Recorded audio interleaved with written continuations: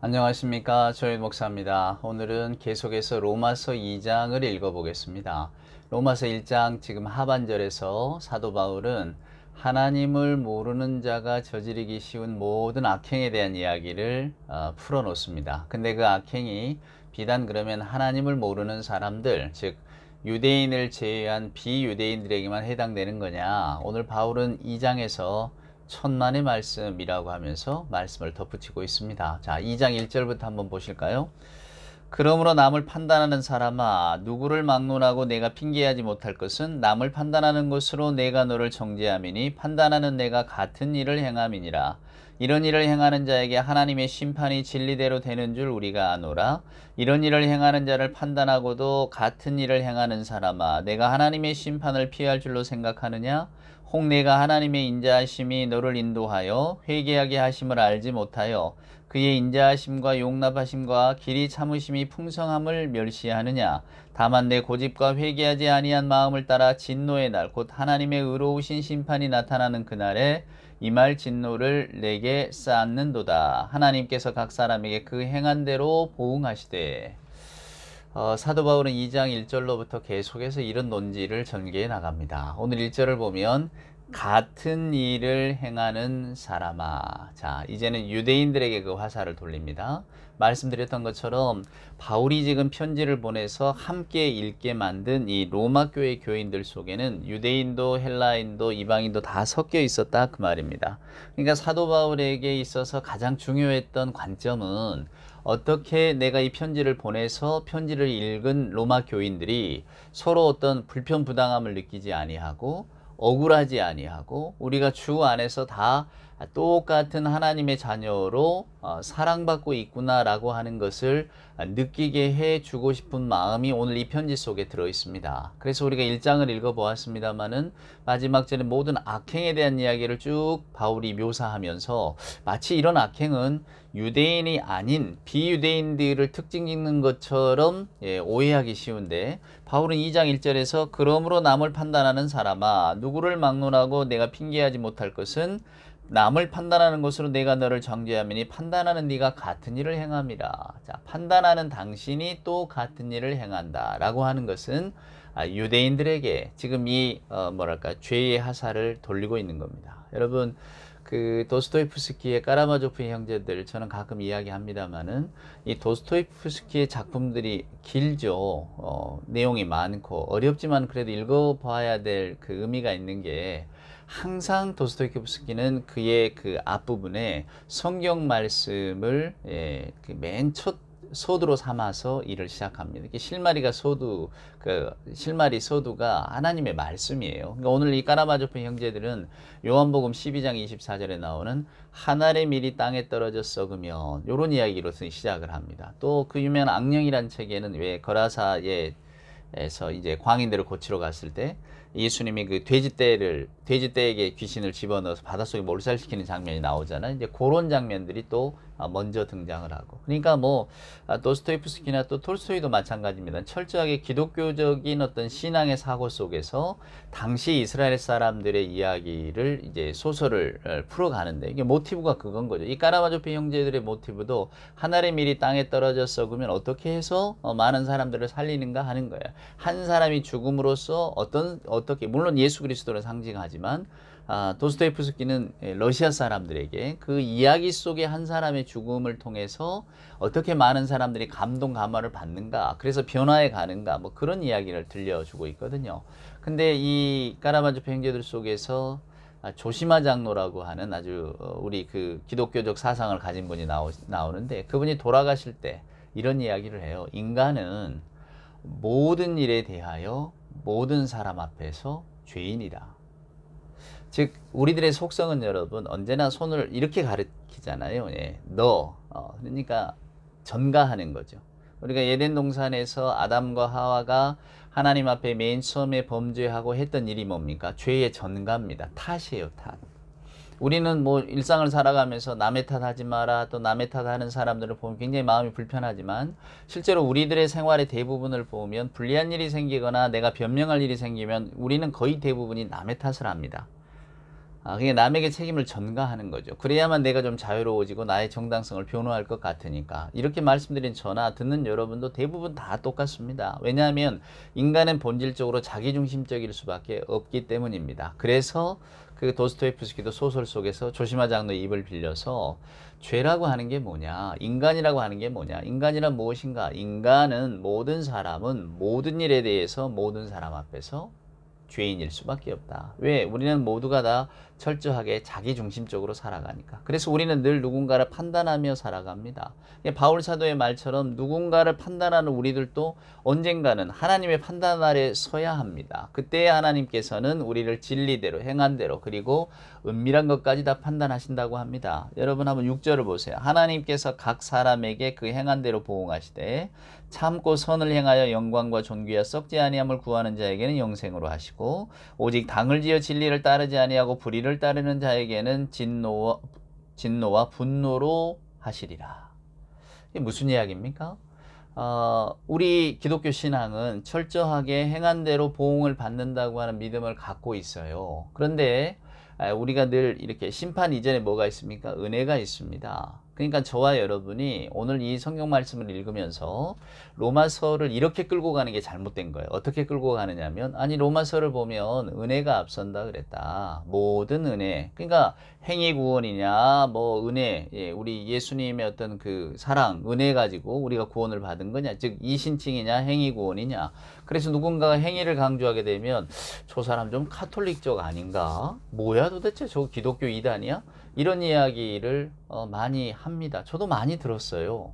근데 여러분 성경 말씀을 저나 여러분이 상식적으로 하나님이 우리에게 주시는 기본적인 윤리는 굉장히 상식적입니다. 왜냐하면 사람이 살아가는 도리에 대한 이야기니까요. 그러니까 뭐 출애굽기나 레위기나 이스라엘의 율법 이야기를 읽어보세요. 굉장히 상식적이에요.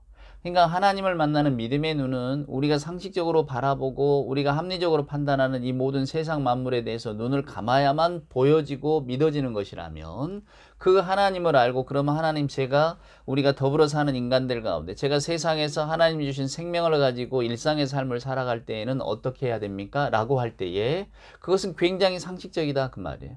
그러니까 믿음이라고 하는 것은 오히려 우리가 판단할 수도 없고 상식적으로 합리적으로 이해할 수도 없는 것이 믿음이지만, 믿음을 알고 믿음 생활을 하는, 즉 일상의 삶을, 교회 생활이건 일상생활이건 생활 속에 들어온 크리스찬의 삶은 굉장히 여러분 상식적이어야 한다는 거예요. 그러니까 뭐 우리가 흔히 뭐 이단이다 아니다 뭐 이렇게 판단하고 하잖아요. 저 사입 이단 아니야? 그럴 때 여러분 행동 반경이나 행동의 양식들이, 우리가 더불어 살아가는 모습들이 비상식적이면 이단이라고 보시면 됩니다. 믿음은 합리적일 수가 없는 거예요, 여러분. 우리가 하나님을 알고 하나님을 만난다고 하는 그 측면에서는 우리들의 생각과 우리들의 사고를 다 내려놓아야만 하는 겁니다. 나는 옳다, 나는 잘못이 없다. 아까 제가 말씀드린 것처럼 모든 사람은 모든 일에 대하여 모든 사람에게 죄인이다. 천만에 내가 왜 죄인이야? 내가 얼마나 사람들에게 예의 바르게 대하고, 나는 조그마한 해를 끼칠까봐 늘 조심하는 사람이고, 남이 나에게 욕을 하고 험한 일에도 나는 한 번도 대갚아 준 적이 없어. 그런 내가 무슨 죄인이야? 나는 오히려 그 사람들에게는 털끝만큼의 부끄러움도 없어. 만약에 누군가가 이렇게 이야기를 한다면 성경은 그건 네 생각이지, 너 역시도 모든 사람 앞에 죄인일 수밖에 없다 라고 이야기하는 거예요. 그러니까 우리들의 판단 기준에 따라서 성경을 바라볼 수 있는 것은 아니다 그 말입니다. 근데 우리가 판단할 수 없는 어떤 그 불가지적인 영역, 우리는 하나님을 알 수가 없잖아요. 하나님이 우리를 보여주시는 것만으로 우리가 알게 되어지는데, 그래서 믿음도 성령의 역할이라고 우리는 말하잖아요. 제가 혹은 여러분이 책상머리에 앉아서 공부한다고 해서 우리가 믿어지는 게 아니다 그 말입니다. 그런데 그 믿음이 우리 안에 들어오는 순간 우리는 그 믿음에 기초하여 일상을 바라볼 때에 굉장히 상식적이고 굉장히 예의적인 사람이 되어질 수밖에 없다 그 말입니다. 함부로 할 수가 없는 거예요. 하나님의 말씀이 내 안에 있고, 하나님께서 우리들의 일거수일투족, 오늘 이 성경 말씀대로 한다면 하나님께서 각 사람에게 그 행한 대로 보응하시되, 각 사람에게 그 행한 대로 보응한다고 하잖아요. 그래서 아까 말씀드린 그 도스토옙스키의 까라마조프 형제들도 그 양파 한 뿌리 이야기가 나오거든요. 이 그르센카라고 하는 여자가 나옵니다. 이제 이 여자 때문에 그 아버지하고 표도르하고 그 큰아들인 드미트리가 이렇게 얽히게 되는데, 이 그르센카라고 하는 여인이 그 알로샤라고 하는 이 까라모조프 형제들의 셋째 아들, 이 굉장히 선한 아들이거든요. 주인공이죠, 주인공. 근데 이 아들을 유혹하려고 해요. 근데 이 아들은 이 그루센카를 그저 사람들이 흔히 평가하는 뭐 행실이 문란한 여자 이렇게 대하지 않고 아주 굉장히 성스러운 여자, 누나처럼 대해줍니다. 그때 이제 이 여자가 감동해서 이 양파 한 뿔에 대한 이야기를 들려줘요. 그건 뭐냐면 아무리 못되게 군 어떤 사람도 작은 양파 하나를 내놓은 그 선한 행동 때문에 하나님의 어떤 그 사랑과 용서를 받는다는 이야기예요. 조시마장로도 똑같이 이야기하면 그 알로샤라고 하는 아이가 꿈을 꾸는데 꿈속에서 나타나서 그 이야기를 하거든요. 그 작은 양파 한 뿔이 건넨 것 때문에 내가 오늘 하나님 안에서 평안을 누린다고. 그러니까 이 이야기를 이렇게 뒤집어 보면 모든 사람은 모든 사람 앞에 죄인이지만 또 모든 사람은 모든 사람에게 무언가 작은 양파 한 뿔이라도 건넨 선한 일을 가지고 있다 그 말입니다. 오늘 그것을 보자 이거예요. 하나님께서 우리에게 은혜와 사랑을 베푸시는 이유는 우리 안에 그 선함, 원래 하나님이 주시는 그 착한 본성, 그 본성들을 되살려 살라는 거거든요. 여러분의 죄는, 우리들의 죄는 그리스도를 통해서 그리스도의 대속의 죽음으로 내가 이제 그것을 도말하여 줄 테니까 여러분은 그리스도의 사랑과 은혜, 이것이 하나님의 사랑이 나타난 거잖아요. 그 사랑을 아는 사람은 이제부터는 조금 다른 삶을 살아라. 그리스도의 큰 사랑, 하나님의 값없는 은혜를 받은 사람으로서의 삶을 제대로 좀 살아가 보라. 이게 성경 말씀의 가르침이거든요. 그러니까 성경 말씀은 굉장히 윤리적일 수밖에 없는 거예요. 제가 늘 여러분께 말씀드리듯이 성경은 율법주의는 아닙니다. 율법주의라고 하는 건 여러분 거기에서 어긋나면 그것으로 인해서 정죄하는 것이 율법주의예요. 그러면 성경은 율법주의는 아닙니다. 하지만 율법적이에요. 이 율법적이라고 하는 것은 우리가 더불어 살아가는 하나님께서 늘 말씀하시는 남을 귀하게 여기고 여러분 뭐 동생에게 잘해줘라고 제가 한마디로 요약을 했잖아요. 우리보다 뭔가 못하고 약하고 우리가 도움이 필요한 사람, 내가 뭔가 도와줄 수 있는 사람을 선대하고 환대해 줘라. 이게 하나님의 말씀의 핵심이거든요. 그러니까 선한 사마리아 사람의 비유에서 보듯이 강도 만나 넘어진 사람이 있으면 이 사람이 누구냐, 내가 누구냐, 내가 할 일이 뭐냐 이걸 따지기 전에 먼저 도와야 된다. 이것이 예수님의 가르침의 근본 핵심이거든요. 저와 여러분에게 그 길을 보여주고 있다 그 말입니다. 근데 우리가 율법주의로 가면 어떻게 되느냐면 오늘 바울이 말하는 그러므로 남을 판단하는 사람아 이렇게 되어버리는 거예요. 만약에 여러분 가운데 이런 사람이 우리 주변에 있다면 우리는 얼마나 무섭겠습니까? 이런 우스갯소리 들어보셨어요? 내 젊은이가, 내 청년이 성경 공부를 했답니다. 야고보서를 공부하는데 야고보서 가운데 너희 죄를 서로 고백하라. 이런 말에 감동을 받았어요. 그래서 이제 자기들이 고백하기 시작한 거예요. 이제 첫째 청년이 말아, 난 아직 담배를 아직 못 끊었어요. 둘째 청년이 말, 저는 아직 그냥 이성관계가 막 복잡하고 이게 명쾌하지 않습니다. 셋째가 말하면, 나는 어려서부터 그냥 좋은 걸 보면 이상하게 이렇게 내 것으로 만드는 도벽의 습성이 있어요. 네 번째 청년이 말할 차례인데 말을 안 하는 거예요. 왜 너는 말을 안 하느냐? 우리는 다 말을 하는데. 도대체 너는 어떤 걸 갖고 있길래 말을 안 하느냐? 네 번째 청년이 말합니다. 나는 뭐 담배, 이성관계, 도벽은 없지만 나의 약점은 남의 흉이나 결점을 알게 되면 난 여기저기서 떠들고 다녀. 모두가 다 죄요. 떠들고 다녀. 그러므로 남을 판단하는 사람아. 우리가 아닐까요, 여러분? 우리는 남의 흉을 크게 여기고, 또 가십이라고 하죠. 떠들고 다니고, 또 그런 이야기 듣기를 좋아하고. 이게 우리들의 본성 아닙니까? 우리가 가지고 있는 이게 죄된 본성인 거죠. 그러므로 남을 판단하는 사람아. 그러니까 바울은 오늘 유대인이냐 비유대인이냐, 실은 로마 교회 안에 이런 갈등이 있었다고 말씀을 드렸잖아요. 이런 것들이 너무 그리스도 앞에 놓고 보면 부끄러운 거예요. 저희들이 교회 생활하면서도 교회 안에서 가장 무서운 게 뭡니까? 하나님 잘 안 믿는 것, 성경 말씀에 순종 안 하는 것, 뭐 성경 안 읽는 것, 주일 성수 안 하는 것, 뭐 우리가 이런 거 가지고 따집니까? 안 따져요. 이런 거 가지고는 누가 아무도 지적하지 않습니다. 교회 안에서 가장 무서운 것은 섭섭증이에요. 저도 교회 생활 오래 해봤으니까 압니다. 저 사람이 나를 섭섭하게 했어. 아무리 목사라도 목사가 나를 섭섭하게 했어. 토라지면은 힘들어집니다. 우스운 이야기고 그 교회 생활이 그래서야 되겠습니까? 근데 우리는 그렇게 살잖아요. 저 교인이 나에게 서운하게 했어. 이게 뭡니까 이게? 그거는 그냥 밖에 나가서 일상을 살면서 우리들이 일상생활 속에서는 뭐 분한 일도 많고 손해보는 일도 많고 서운한 일이 많으니까 그런다 치지만은 교회 안에서까지 그걸 모습을 들고 오면 어떡합니까? 이게 교회 안에서 그런 마음이 이렇게 일어날 때에도 아 여기는 교회지 접을 줄 알아야 되는데 우리는 접지 못합니다. 왜냐하면 교회보다 우리가 더 여전히 커 있기 때문입니다. 교회 안에 들어가면 우리가 작아져야 되는데 교회 안에서 우리가 작아지기보다 우리가 커지잖아요. 교회 안에는 사회관계에서 없었던 인간관계도 생기고 내 지위도 생기고 그러니까 무슨 뭐 교회의 어떤 임직을 받으려고 이렇게 애를 쓴다 그러고 그러잖아요. 그게 다 우스운 이야기입니다. 제가 보기에는 교회 본질에서 우리가 거기에 매이는 순간 한참 벗어나 버려요. 오늘 바울이 무슨 이야기를 합니까? 그러므로 남을 판단하는 사람아 너희가 옳으냐? 너희 옳지 않다 그 말이에요. 너희가 거룩하냐? 너희 거룩하지 않다 그 말입니다. 우리 안에 거룩한 사람이 누가 있어요? 바울은 그것을 보라고 이야기하는 겁니다. 우리 안에 그 어두움을 보라는 거예요. 그러니까 오늘 바울의 이 이야기를 읽으면서 7절에 보니까 참고 선을 행하여 영광과 존귀에 썩지 아니함을 구하는 자에게는 영생이고 당을 지어 진리를 따르지 아니하고 불의를 따르는 자에게는 진노와 분노로 하시니 악을 행하는 각 사람의 영에는 환난과 곤고가 있다. 먼저는 유대인 그리고 헬라인 선을 행하는 자에게는 영광과 존귀와 평강이 있다. 먼저는 유대인 그리고 헬라인. 그러니까 결국은 우리가 행위대로 살아서 하나님의 구원을 받는 거 아닙니까? 뭐 이런 식으로 가버린다 그 말입니다. 그런 뜻이 아닙니다. 저나 여러분의 행동과 삶의 근본은 먼저는 하나님의 은혜 가운데 있는 것이고 그러나 그 은혜를 알고는 우리가 전혀 다른 삶을 살게 돼야 되는데 그 다른 삶이 어떤 종류의 삶이냐면 남을 판단하고 지적하고 하기보다 모든 사람 앞에서 내가 죄인이죠 라고 하는 마음으로 그러나 이 죄인을 하나님이 용납해 주셨습니다 라는 마음으로 살아가라는 겁니다. 여러분 12절 말씀 11절 말씀 보세요.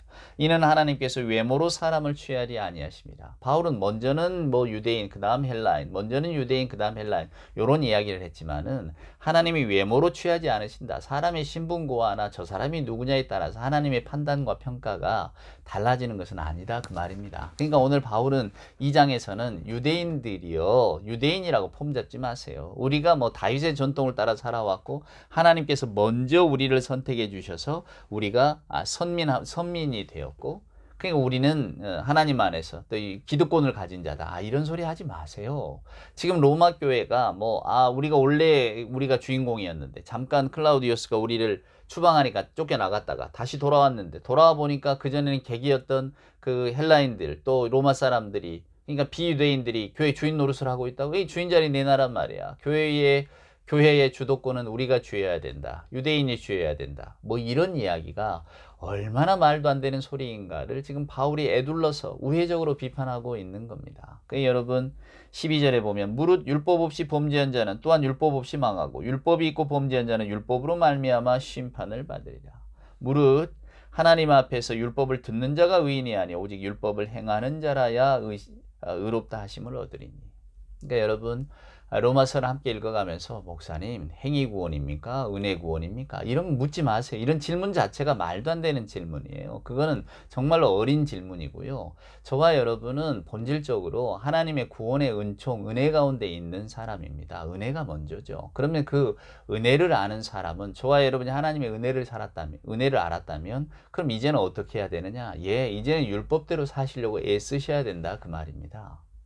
이제는 우리들의 삶을 내 멋대로 사는 것이 아니고 내 욕심 따라 사는 게 아니고 혹시나 나로 인해서 누군가가 마음 아파하고 나로 인해서 누군가 손해를 보고 나로 인해서 누군가 억울해하고 이런 일이 없는가를 조심조심 살피면서 살아가라는 거예요, 여러분. 그것이 윤리의 기본 아닙니까?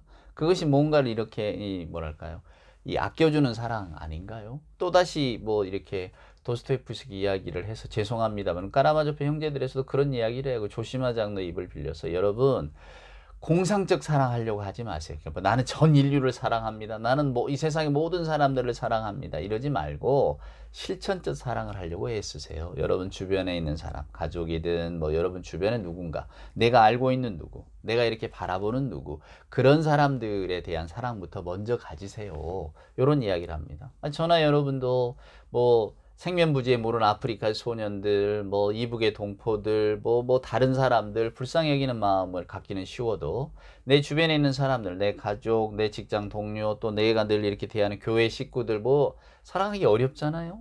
그분들 때문에 우리가 고민하고 고통받고 또 그러잖아요. 감정적으로 상함을 입고. 어렵습니다.